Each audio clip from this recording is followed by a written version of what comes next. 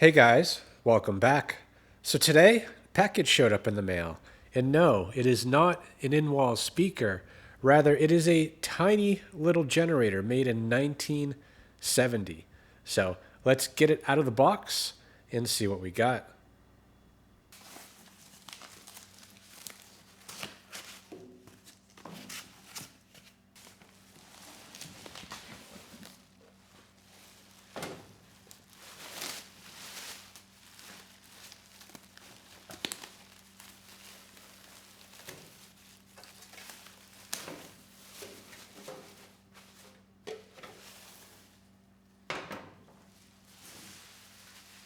It's a Honda e400 generator. This machine first came out in 1970 and seems to share a lot of similarities to the Honda EM500, which is an 80s model. Anyway, I don't know a whole lot of history on this. The person who sent this to me, Justin, found it on his local Facebook marketplace. He bought it from the original owner, who said it's been about a decade since this machine was last run. So hopefully it's still in running condition. I've got to imagine parts are hard to find on something this old. That said, Justin did buy a bunch of common maintenance parts for this machine, including what is probably the smallest spark plug I have ever seen. So let me get you set up a little bit better and get going on this. I'm going to start by just putting some oil in here. I know Justin drained the oil for shipping, and it doesn't take a whole lot. Just under 300 milliliters.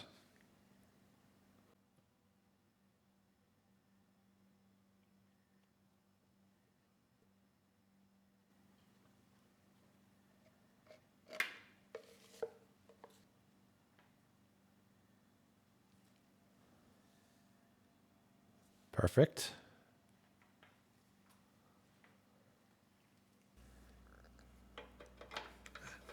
I believe the spark plug is behind this panel. I want to pull it out and just add a little oil into the cylinder, being that it's been so long since this is run.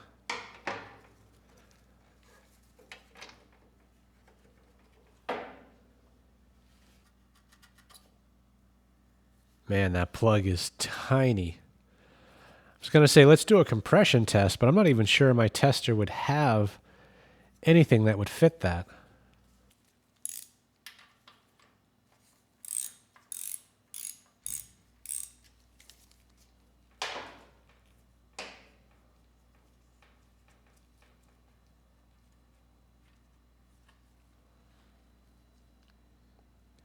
It's an NGK. And no rust on the plug. So that is a good sign. Anyway, I'm just going to spray a little bit of penetrating oil down there just to give it the best chance possible. And just for comparison, this is an NGK plug from a Honda GX390. And this is the little plug that just came out of this engine. So this thing is absolutely tiny. So I'm just going to spray a little bit of penetrating oil in here.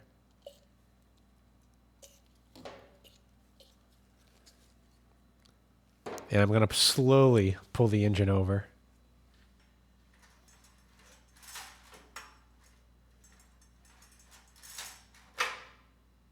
If the engine turns over without issue, looks like we have a bimetallic strip here which controls the choke.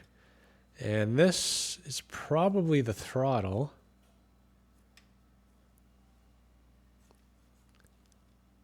And it's not stuck, so that is a good sign. Let's see if I have an adapter to test the compression. I think we're in luck. My compression tester kit has this tiny little adapter, which seems to thread in. Kind of surprised, but that's a good thing. So we can actually check the compression. Now, I don't know on this engine what it should be. If it was a larger generator with a compression release, I would say around 60 psi. I don't know if this has a compression release. So hopefully we see at least 60 PSI.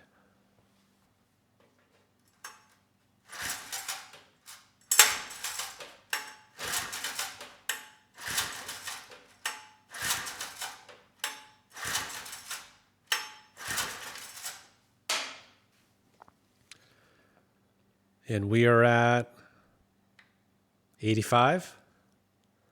So yeah, that should be enough to at least start it.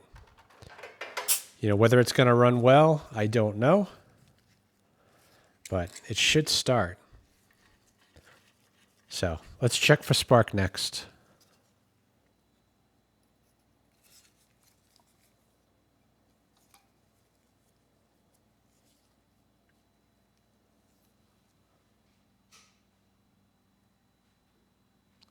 All right, let's see if we have spark. I'm going to pull the engine over, and if we have strong spark, it should jump this 1/4 inch gap.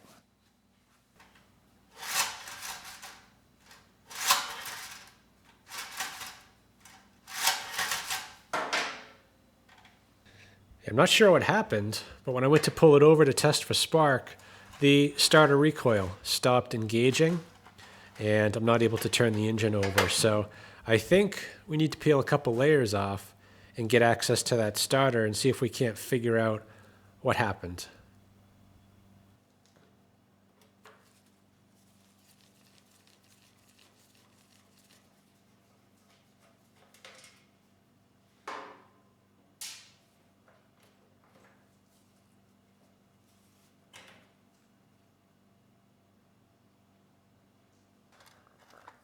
This one's going to be a bit of a challenge, I think.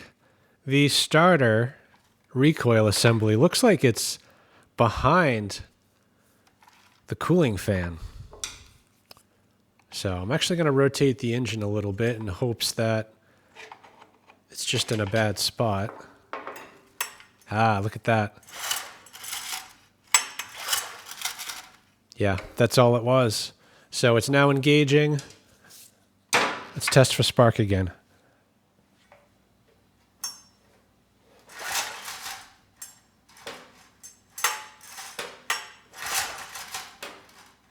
You gotta love Honda. I mean, this machine is over 50 years old and has points and condenser, yet we have spark. So I say we get a little bit of fuel down the cylinder, put the new plug in, and pull the engine over. See if it comes to life. And with any luck, we'll also see this green light light up. So we'll get this out of the way. Give it just a tiny bit. That should be enough. And this plug should be gapped to 16 thousandths of an inch. So we'll just double check that. And yeah, that is gapped properly.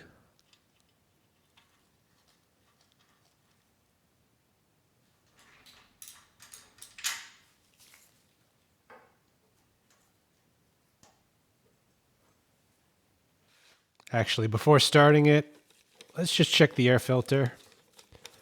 Make sure there's no critters in there. And we do have a new air filter, so we should pull the old one out.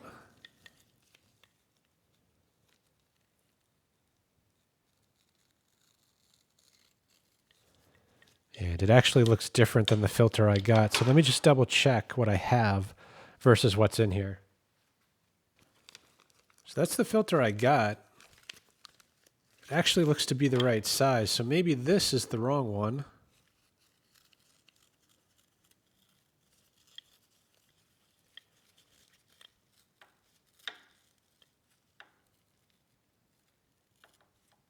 At least I hope it is.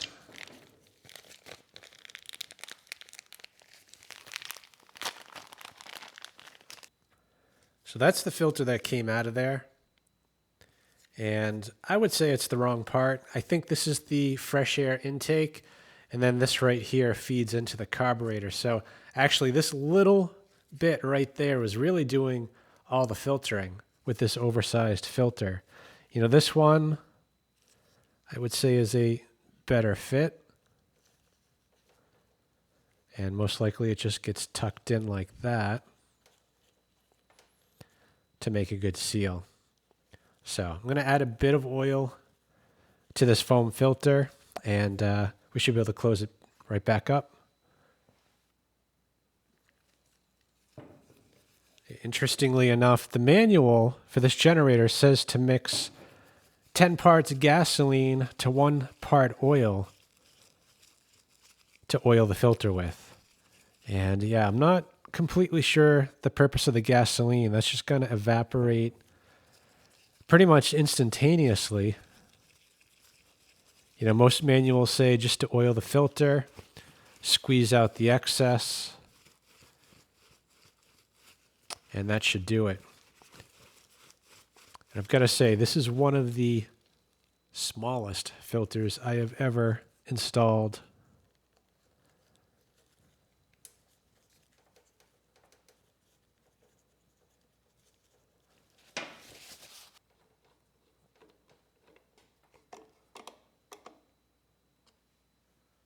So what do you think? Is it going to run? I think it's gonna. I guess the question is, will it run fast enough to make any power? You know, probably not. You know, I'm thinking we're going to have to clean the carb. Let's see if we get any signs of life here.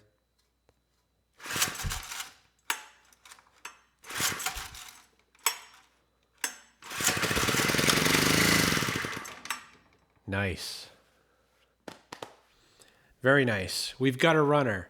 Well, maybe not a runner, but the engine does run. Now, I didn't see the light turn on, so either it's not making power, we got a burned out light, or I would say most likely the engine just wasn't spinning fast enough. So I'm going to go for gold on this one. So far, everything is checked out. So I'm going to add a bit of fuel. This is actually 2-stroke fuel. And with any luck, the carb will work good enough to allow the engine to get up to speed, and we can validate if, in fact, this machine is making power.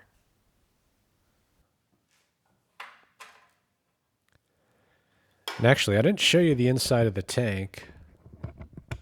I took a quick look in there. It's decent.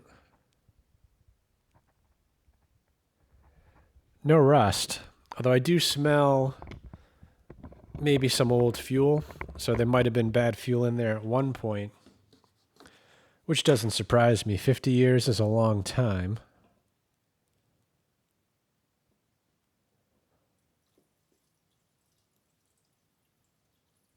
So just a bit of fuel,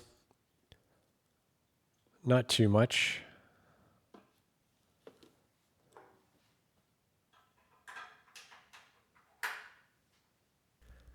Got the fuel valve turned on, and it's been about a minute. You know, so far no leaks from the carburetor. So that's either a good sign or maybe a bad sign if it's so clogged that the fuel isn't even making it there. So let's pull it over a few times and see which it is.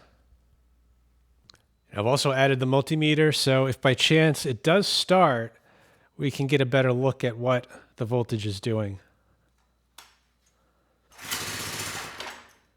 Wow. It's going to start. Maybe.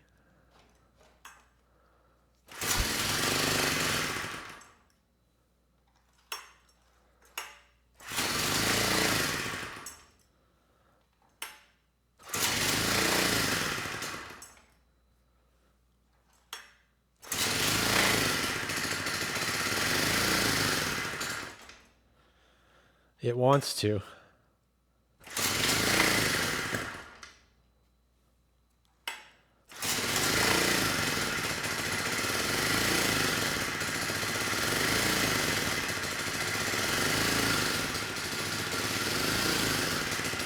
Only a couple volts coming out so far, so that is not a good sign. Let me see if I can turn that choke off manually.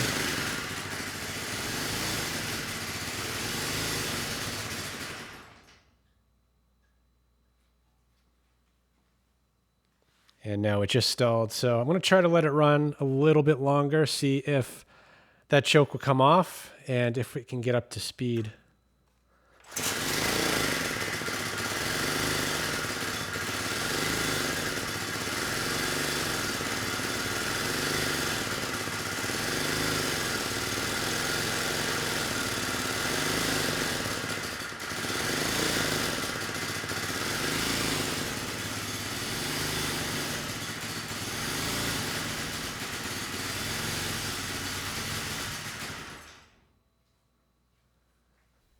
Unfortunately, the engine speed, it's unstable. The carburetor's not running the engine very well, and I'm hoping that's why we're not seeing much on the output side. I think the highest I saw was about 5 volts AC, and that's a far cry from the 120. So potentially we have issues on the power head.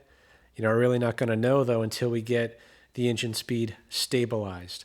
So let's get the carburetor off. We'll get it cleaned up, get that engine run issue sorted out, and then turn our attention to the power output.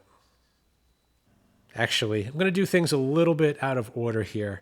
Justin did include some new feet for the generator. I've actually already put one of them on, and the hardware to mount those feet. So it's definitely putting the cart before the horse, but I just moved the generator and saw that it's causing a bunch of damage to the lift table. So I'm going to finish up these 3, and then we can move on and get that carb off of there.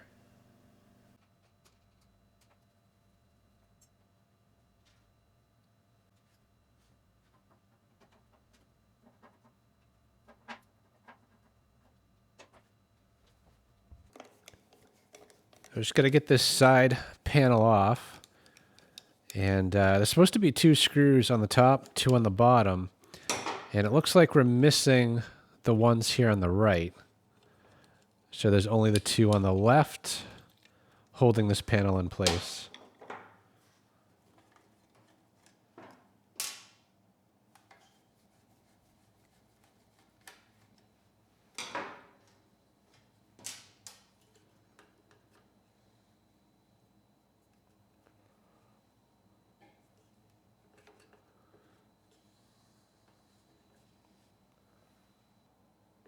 It looks like someone might have glued this intake in at some point. Although whatever they used, it's already deteriorated because it's pretty easy to get it off. Of course, I say that. And the sides are still stuck on there pretty good.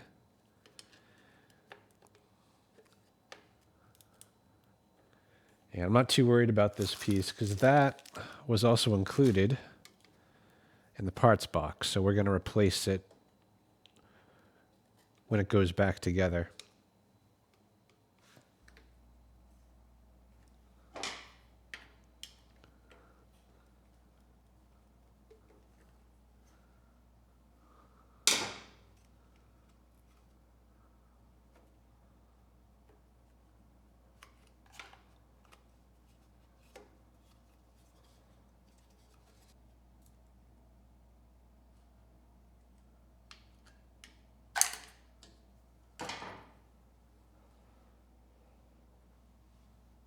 And I think similar to the EM500, we need to remove the bolts going around the blower housing.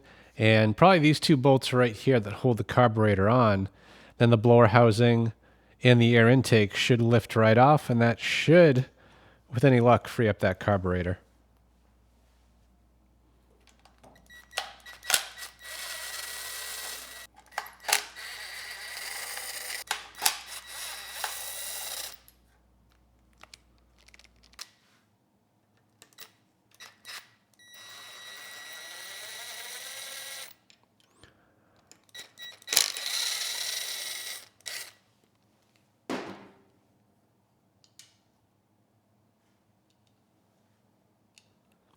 Actually, I could have left this shroud alone.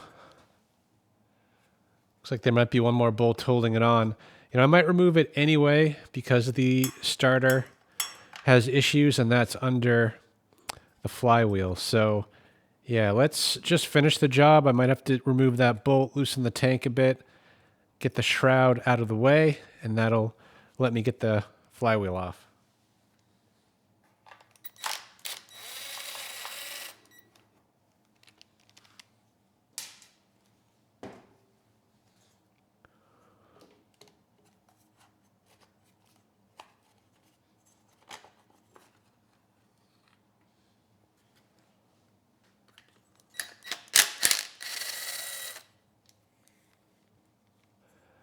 I was hoping that would just come right off.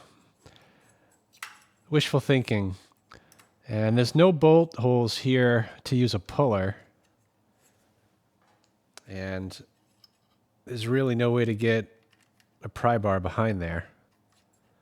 I mean, I could probably get a screwdriver behind there, but I could do a bit of damage.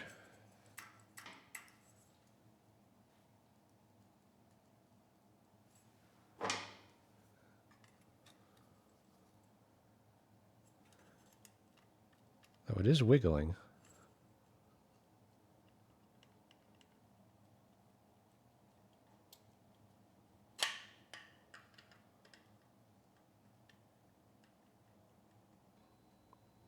I'm not going to push my luck.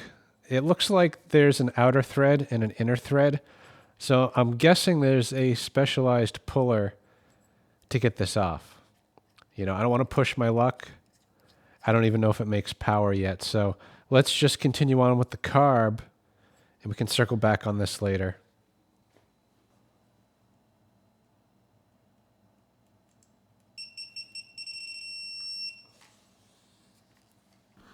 I've got to say, this is not one of Honda's best designs. The bolt up here, there is no way to get a straight shot on it. You know, that said, I think it will come out without too much effort. The one I'm worried about is down here. There is essentially no way to get a direct shot at it. I'm not even sure I can get a wrench on it. So yeah, that one's going to be a little fun.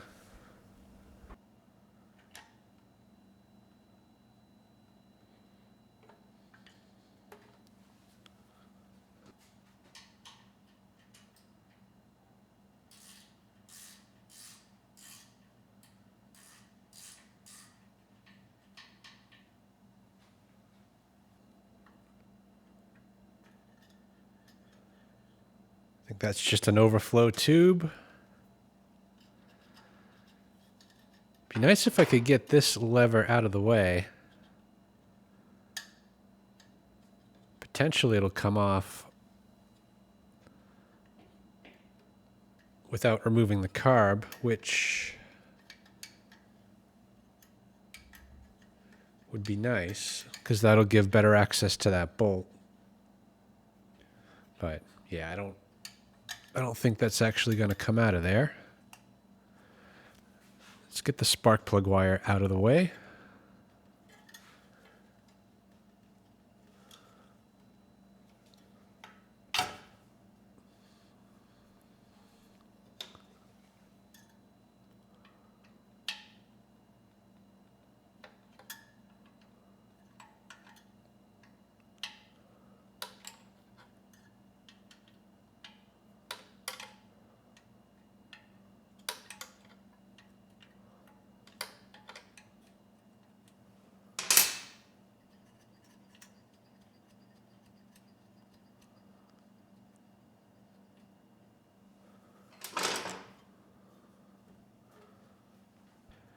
Yeah, it looks like the governor arm is right there and the linkage is in there. So I think if I just bend that back a little, I might free it. Yep. Then we should be able to wiggle this out.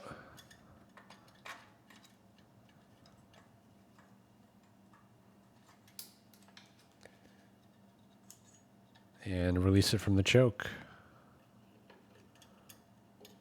There we go. I made the mistake of looking online to see if this carburetor was still available. And of course there's no clones, but I did find a new old stock on eBay. Only $529. So yeah, we're not going to buy that. You know, this one I don't think is going to be too bad since it kind of runs the engine. You know, the fuel that's coming out, it is this two-stroke fuel I put in there, but there are a couple chunks that came out as well, so I'm sure this is going to need a good clean. So let's get the bowl off.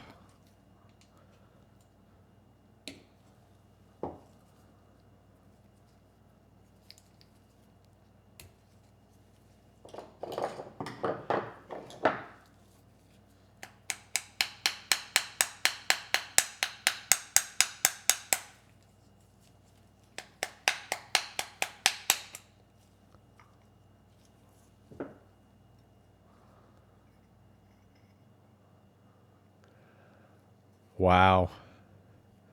I can't believe that was running. A lot of chunks in there. You know, that said, it's not rust. I mean, I think it is just varnish. So, yeah, that will clean up. I got the float. Looks like a brass float. And there is a pin holding it. Let's see if we can push that out.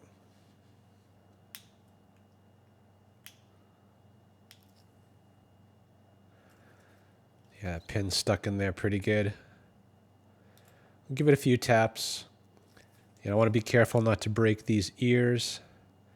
That said, these are actually pretty thick compared to a lot of newer carburetors, so I should be able to tap it a little harder without too much fear.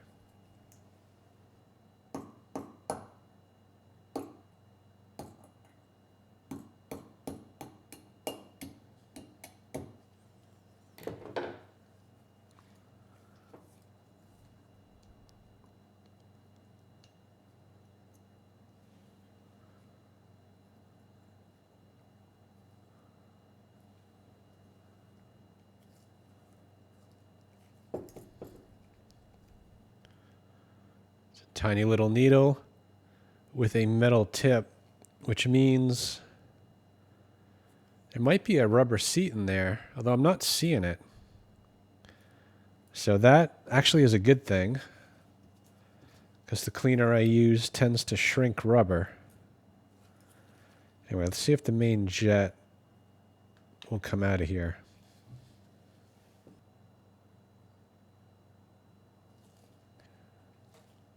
Wow, that is in there. But it is coming out.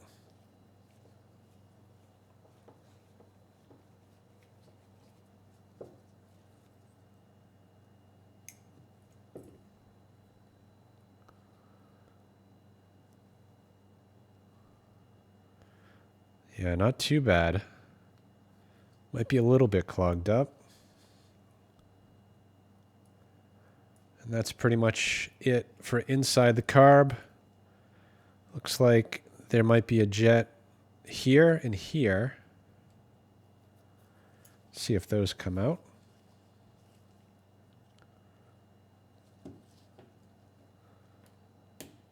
Yep, that one's coming.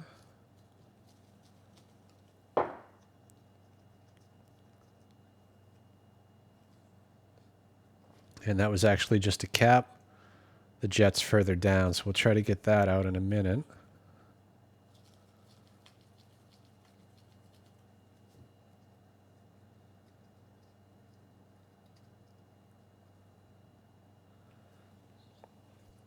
And there's no jet under there, but there are a couple passages to clean. So, yeah, I think I might have something that'll get that out. It's pretty deep, though.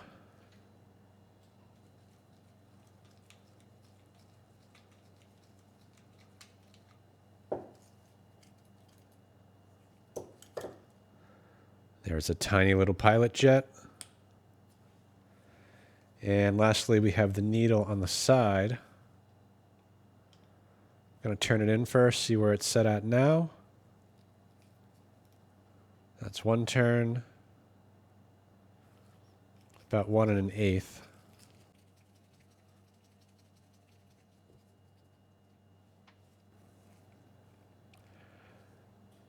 That's pretty much it. So I'm going to run through all the passages. We'll get this soaking in the ultrasonic and put it back on the machine.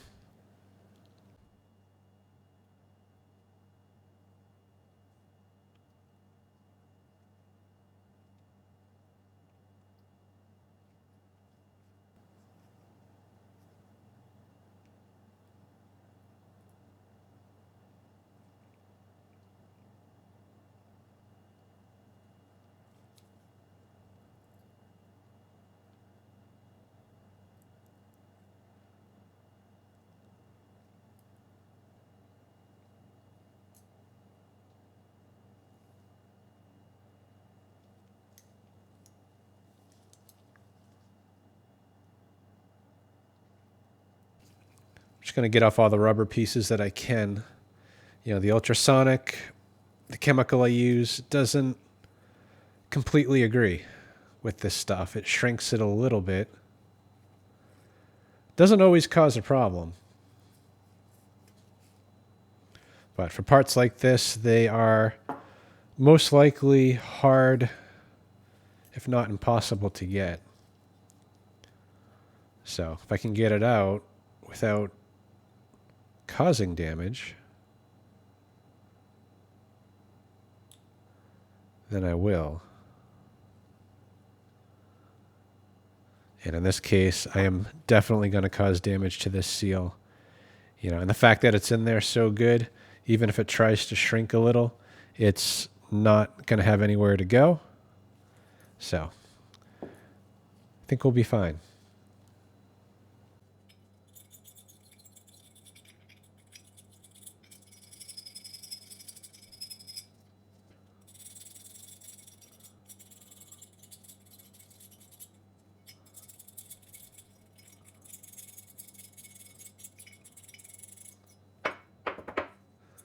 It's just crazy, this buildup. Not really sure where it came from. I wouldn't say it's bad fuel. Doesn't smell like it anyway. It's not rust.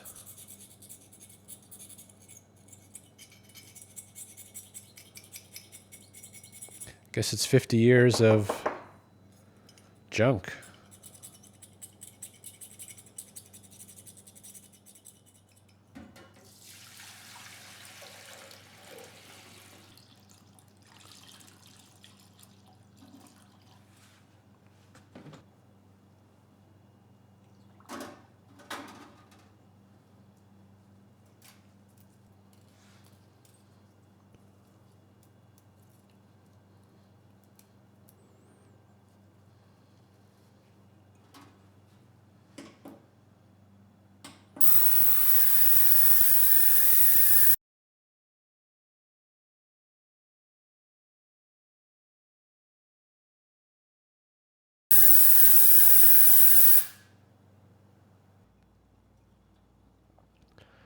Let's see how we're making out.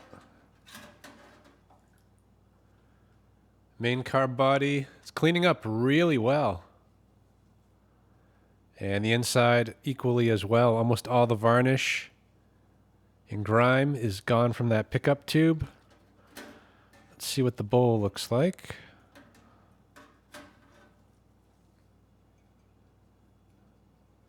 And that is amazing. Looks like new. So, yeah, we're almost there. It's only been 5 minutes in here. Probably going to let it run for another 5. And I think we'll be ready to put it back together.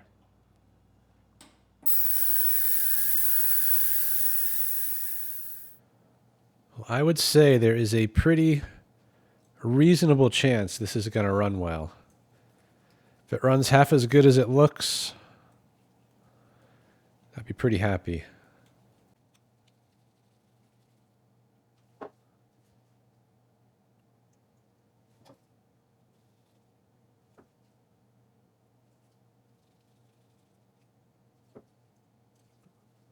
We'll set this needle back to where it was. So we got to turn it in first until it's lightly seated. Then back it back out. 1 and about 1/8. We can tweak that later. And then we need, actually we'll do the emulsion tube next and the main jet.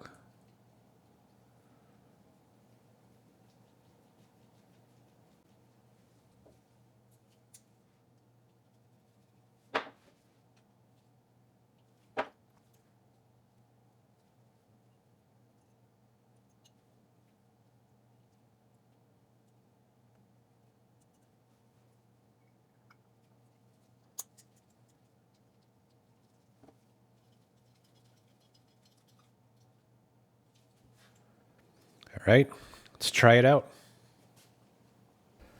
I've got the carburetor back on, and I'm going to hold off assembling any more of this. I want to start the engine at least long enough to see if the carburetor is running it any better. And without the shroud, cooling is not going to be going over the head. So we can't run it too long, but I can run it long enough to tell if the carburetor is going to run the engine well. And hopefully we see some output this time.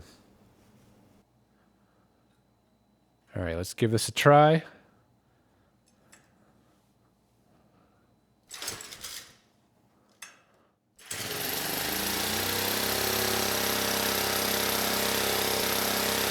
$130 and the engine sounds good. Very nice. Let's try it again, this time with a light connected.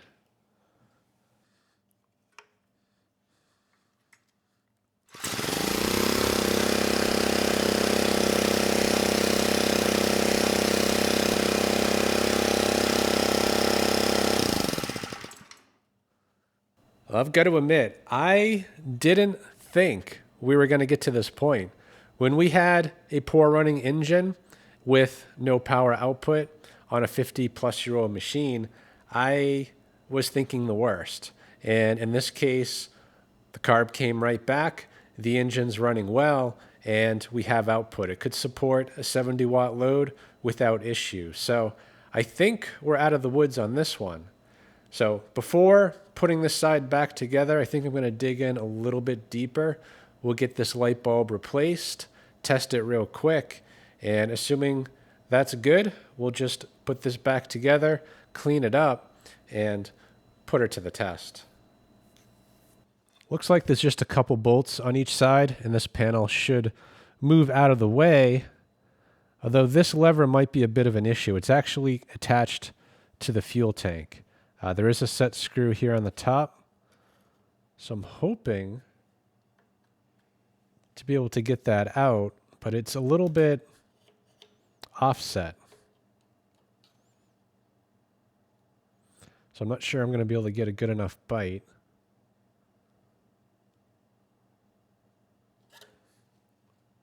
To get that off.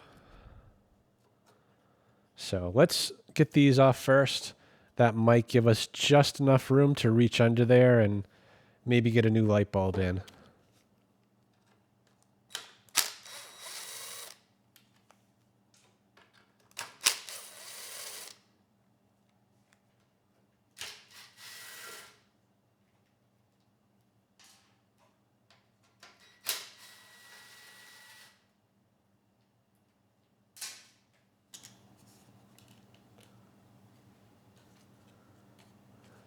Watch, this just unscrews from the front. That would be nice, but not the case.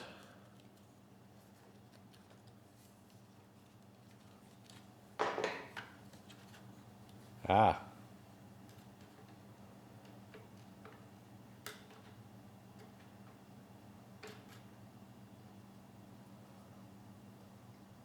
There we go. It's got the screws coming out. So that did help. Removing those bolts, let me tilt it back. Let's get that the rest of the way out.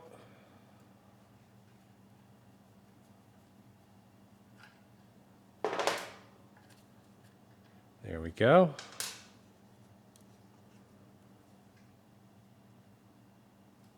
And we're in. Yeah, that's the back side of the light there. We are in. I mean, if the wires weren't attached, I could spin it right out. But the wires are attached. And yeah, I could cut them off, maybe resolder them. You know, in this case, I'm going to try to loosen up this nut right here. Assuming I can back that off, I should be able to push this forward and just unscrew it from the front and swap out that light bulb.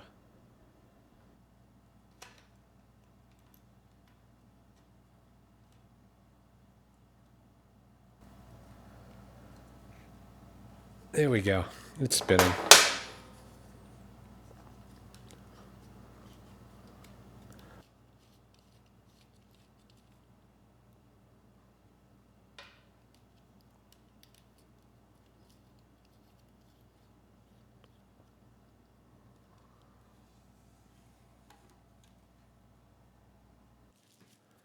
And there's the replacement.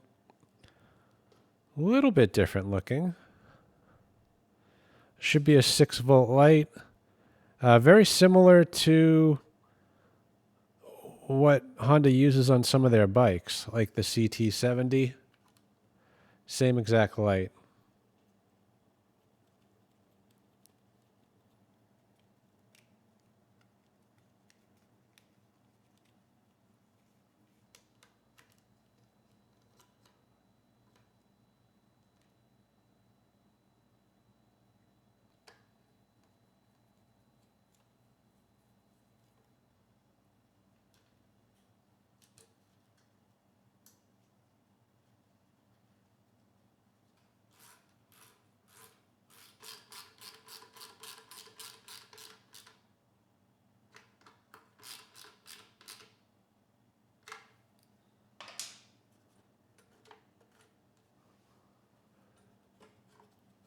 Let's try it again real quick.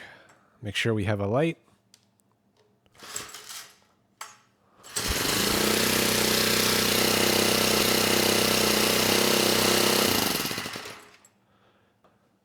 All right, good. We are fully functional, more or less. So I think I'm just going to spend a minute. We'll clean up this a bit.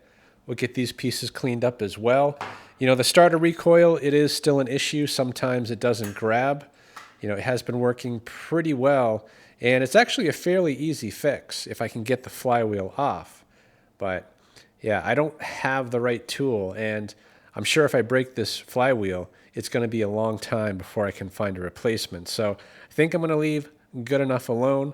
We'll just get this stuff cleaned up. You know, as far as the parts go, I've used pretty much all the parts that Justin sent. You know, the plan was actually to swap out the boot that had the glue on it. And after looking at this more closely, I can see this boot, although it's the same right here, the other end is quite a bit smaller than the boot that's on here. So this is actually the wrong part. It's most likely for a Honda e400, so I cannot use that. And of course we have the points. And I figured that would be the one part I absolutely need. And in this case, I don't. The points are working fine, so I'm going to send those back to Justin. He can put those in a drawer for the eventuality that these points do fail. And when he replaces them, he should probably do the condenser as well. It's actually just right under this cover on the generator side, so it is easy enough to do. But for now, let's just clean this stuff up, get it fully back together, and then we'll bring it outside, see what it can do.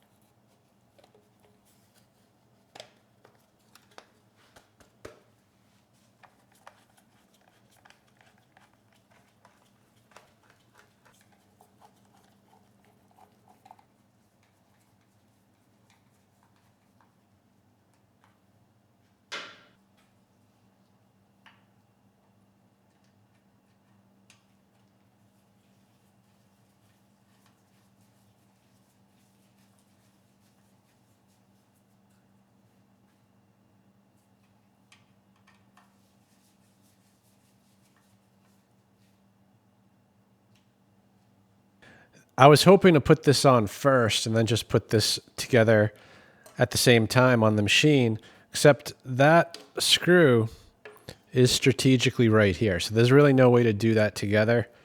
Got to do them separately. So we'll just hook up the breather first.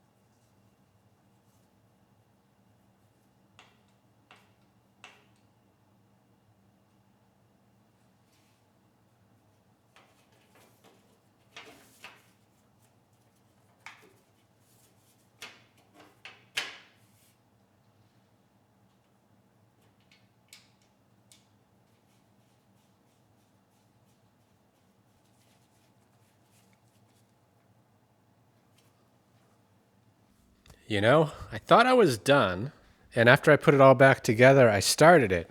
And what I found is that the choke, it wouldn't turn off.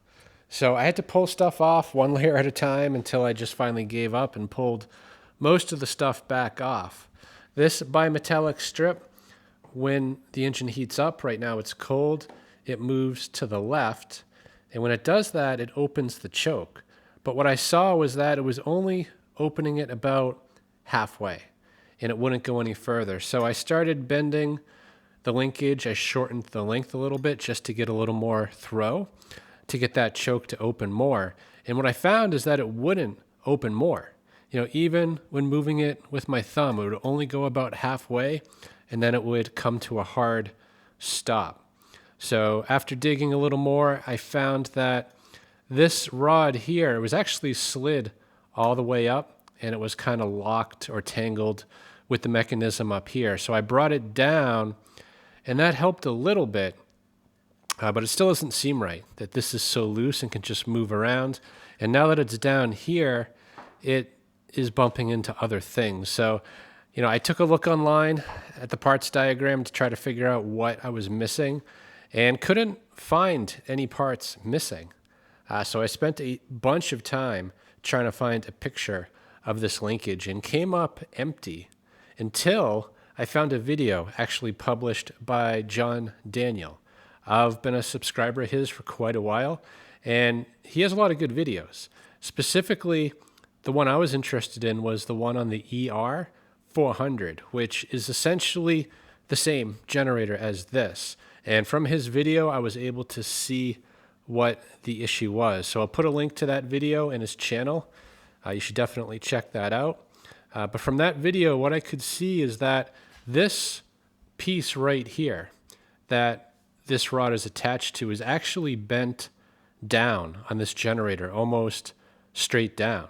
And it should actually be sideways, parallel with the bottom of the generator. So this has to be bent back up, and once it's in position, it should actually lock this rod in place and hopefully correct the issue. And I guess the thing I'm worried about is, you know, is this metal fatigued? And when I bend it back, is it just going to fall off? You know, I hope not, but I think that's what needs to happen here. So, yeah, let's bend it, and hopefully it doesn't fall apart.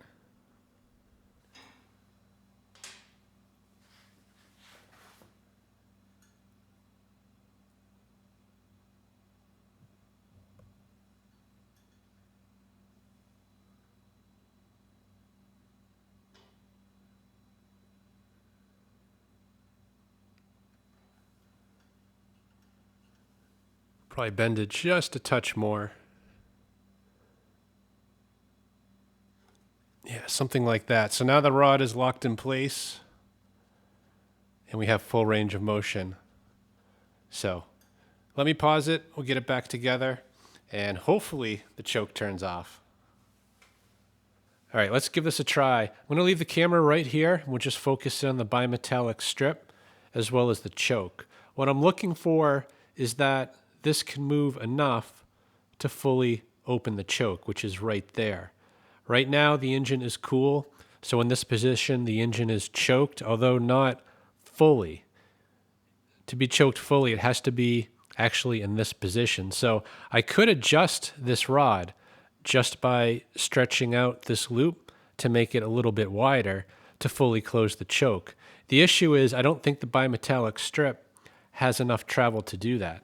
So I'd rather make it a little bit harder to start when the engine's cold, knowing that when it warms up, it'll fully turn off the choke. So that's what I'm looking for. If it can't fully turn the choke off, then I actually need to squeeze this together a little bit until the choke is fully off.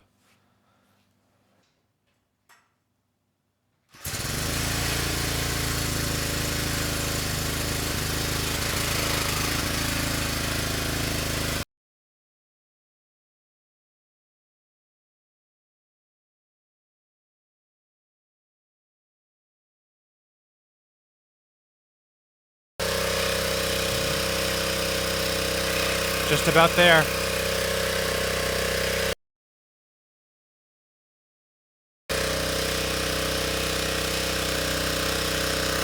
Choke's fully open.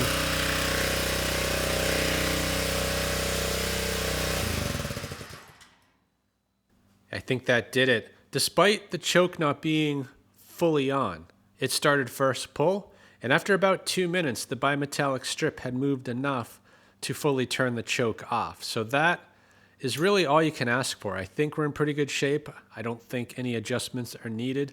That said, I'm going to leave this back panel off just so I can keep an eye on it during testing. So I think I'm pretty much ready to go here. The plan is just to start it, let it run for about 3 minutes. That's how long it needs for the auto choke to turn off. Once it's fully off, I'm going to double check the voltage and the engine speed with the kilowatt. Last time the choke was off, it sounded like the engine was running fast. So I think we do most likely need to adjust that. And there is an adjustment right here behind this plug. So we'll set the engine speed, and assuming everything is good, we'll start to load it up. I've got 4 70-watt lights. Technically, they're 72 watts each. So when I turn them all on, we're going to be pretty close to the rated load of 300 watts.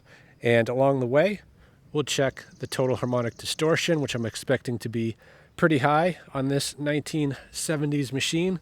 And we'll also see what the sine wave output looks like. There is a lot of glare today, so I'm not going to try to focus in on the screen. I'll just take a screenshot and put it up on your screen so that you can see it better. So let's get it started and see how it does.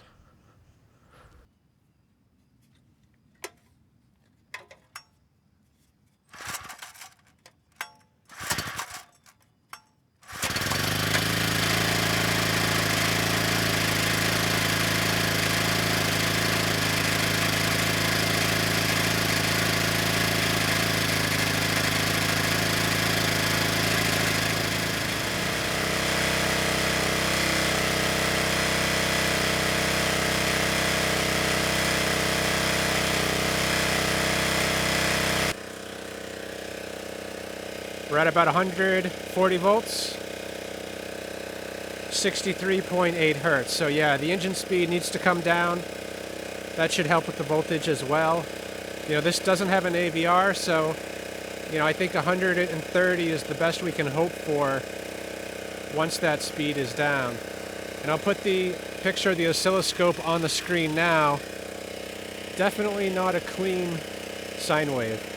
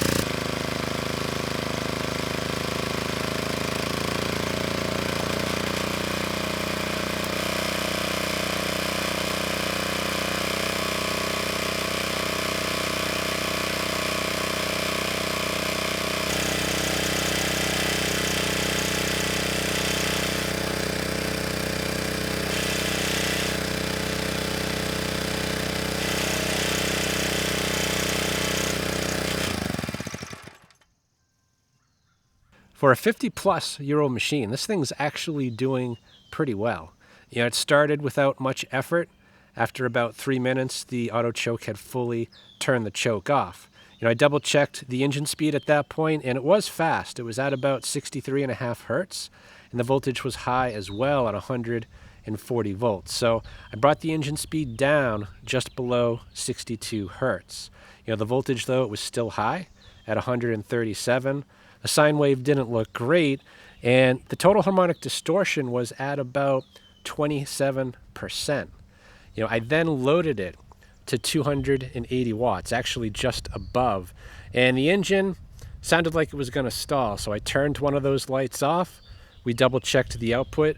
We were at 118 volts, about 58.5 Hertz, and the distortion had actually dropped to about 23%.